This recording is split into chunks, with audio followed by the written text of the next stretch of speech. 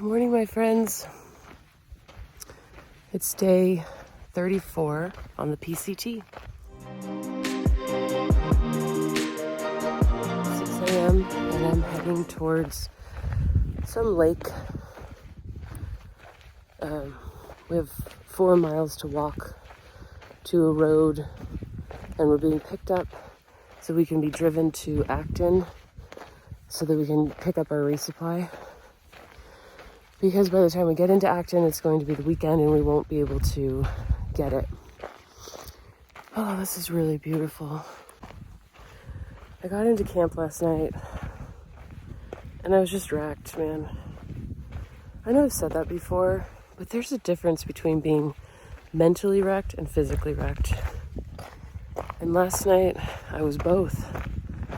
I was absolutely done. I didn't sleep at all. I was having restless leg syndrome stuff going on, which I don't have in the default world, but my legs are just so fatigued. And pain, like that achy pain when you go to the gym and you do too many squats. You know the pain I'm talking about, right? It's not like stabbing pain. It's just like annoying pain.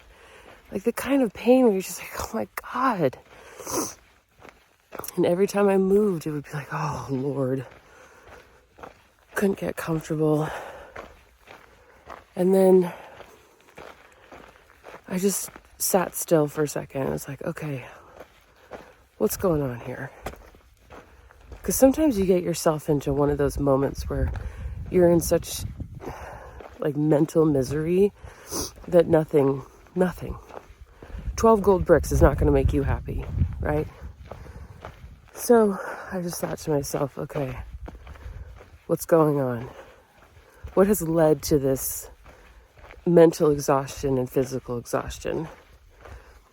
And what I realized is we've been hiking for 7 days nonstop and pulling huge miles, like 17-mile days, 12-mile days, and haven't had a shower, did my laundry in a bucket.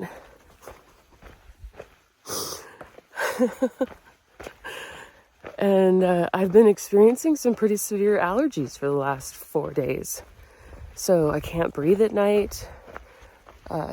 Been experiencing a lot of, just that discomfort with not being able to breathe out of your nose, dry mouth, all that kind of stuff. So that on top of the physical challenges that I've been excited about, but also, they cause some trouble. Oh, snap. When you when you wake up and you're just so empty, and then you turn a corner and you see the most incredible sunrise. Like, do your problems even matter? Wow.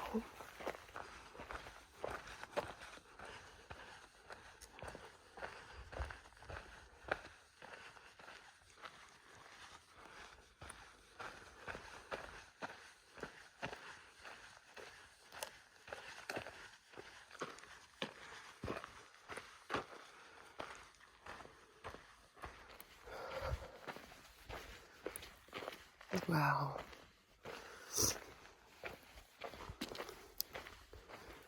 Okay, so now that we've established the problems, what are the solutions? And my solution today is to get off trail. I need a zero. I need to put my feet up. I need to take a shower. I need to wash everything properly. I need to reevaluate my food situation because I think we've already talked about this. I didn't prepare enough calories. I honestly didn't think I would need this many calories this early on. So I didn't bring enough. And I've been really bonking because of it. So there's a lot of stuff I need to reevaluate, especially before we get into the mountains, which are, after Acton, We're getting into Mount Baden-Powell. Oh my God, it just keeps getting better and better. It's so beautiful. It's so beautiful.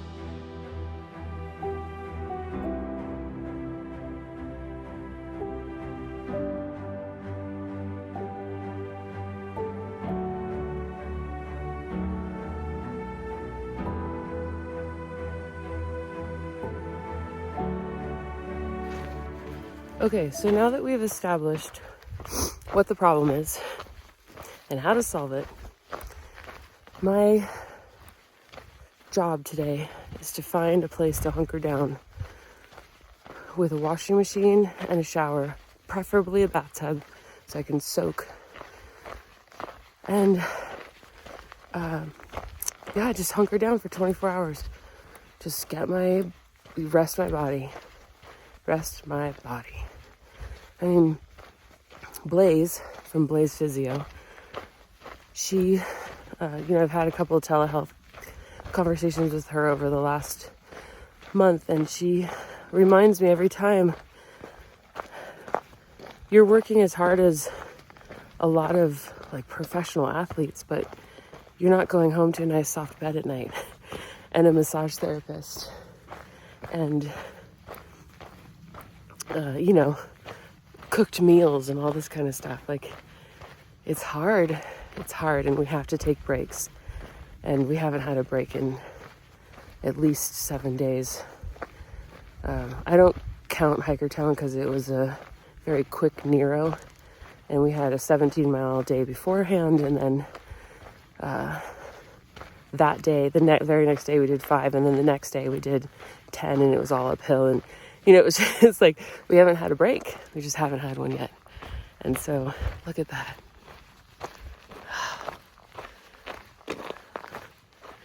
It kind of takes the edge off of the negative when you have the sunrise, right? Anyway, okay. It's getting really rocky here, so I'm going to focus on what I'm doing. Plus, I need to get down to that road by 9 a.m. And I've given myself 3 hours, which is plenty of time, especially because we're going all downhill. However, like I've been saying, my body hurts. I'm in pain. So I've given myself extra time to get down to that road.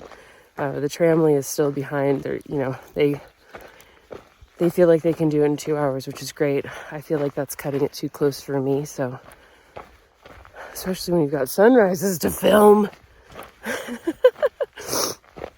Okay, Operation 0 Day is in full effect. We're gonna get a hotel, go to the pharmacy and get allergy medication, pick up our food, and rest. Fingers crossed.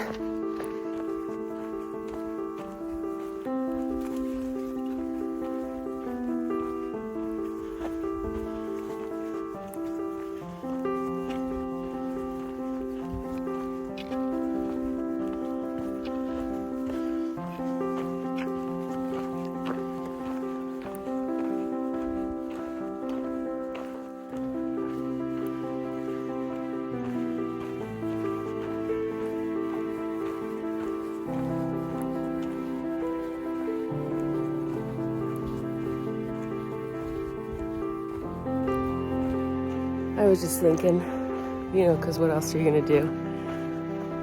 It's 6:30 in the morning. And I was thinking about all those videos that I watched, God, like 3 years, since 2020, really. I've been watching as many PCT videos as I could possibly get my hands on. And there's a couple of things that I've realized in my own hike that nobody really ever talks about. And so I've decided to share these things with you guys in case you're planning your own PCT hike, and this might help you. The first thing that comes to my mind today is it is impossible, in my experience, to plan out every detail of a 6-month, 2,650-mile hike. It's impossible. When I got my permit in November, people were saying that this winter was going to be the same as last winter, which was incredibly dry. And, people like Gazelle, they were going through the Sierras in April. Now, of course, I knew that I wouldn't be going through the Sierras in April, but it was possible. People were doing it.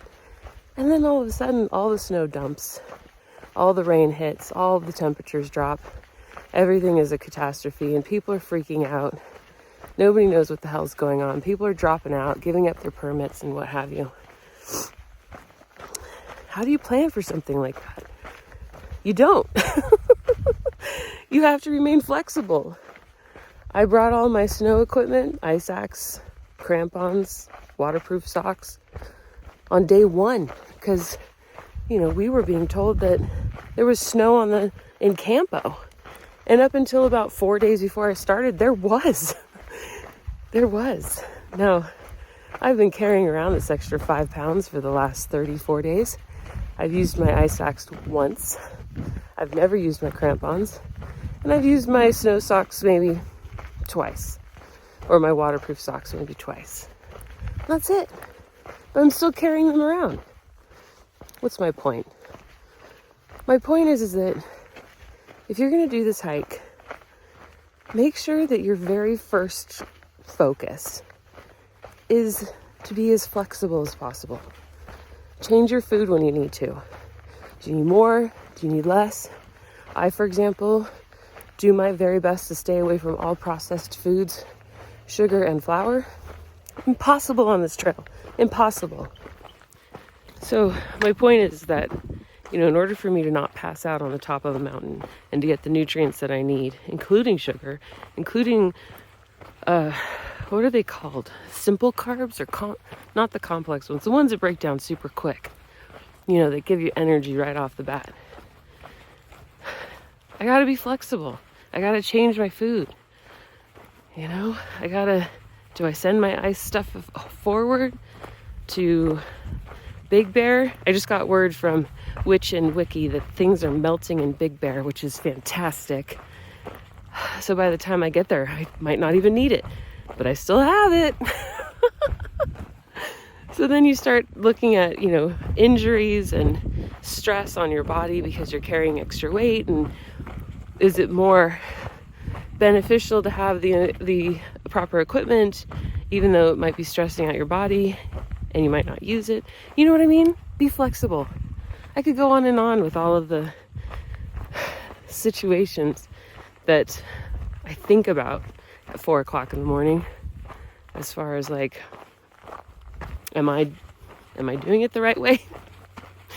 And the answer is, I think every single day you have to reevaluate. Every single day. One day we were in snow. 4 miles later we were in a burn zone desert, 90 degrees. 6 miles later we were in this beautiful forest, wet, damp, mosquitoes.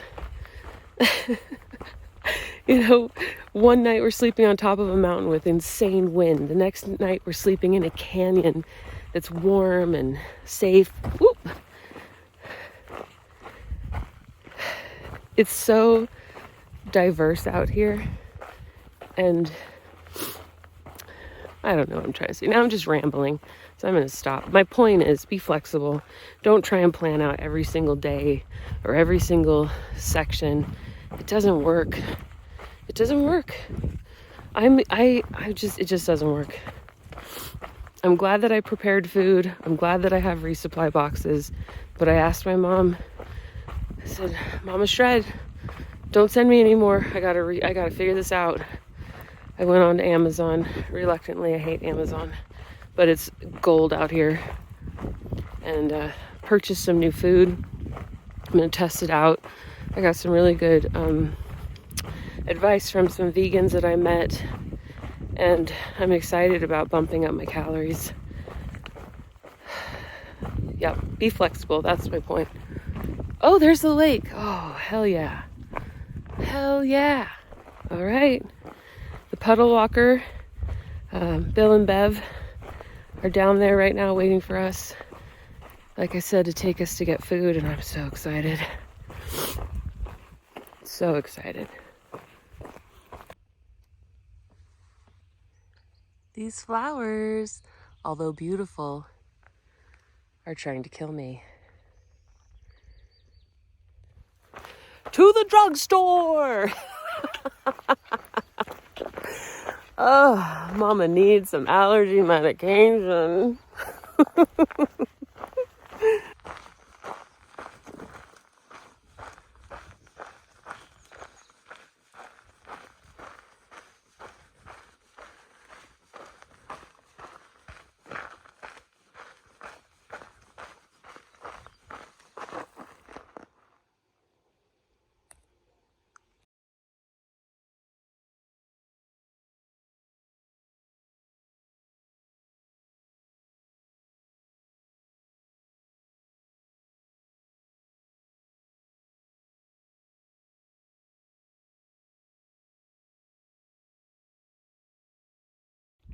Look who I found on trail.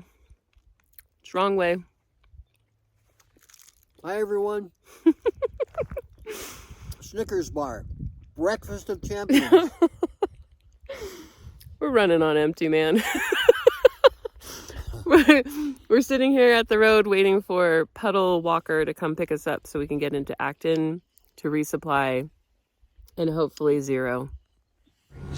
Okay, dreams are in the process of coming true. We are officially in the Puddle Walker with Bill and the family, and he is rescuing me from the trail, from myself, and has some great advice on how to take a zero today. So I'm feeling extremely grateful.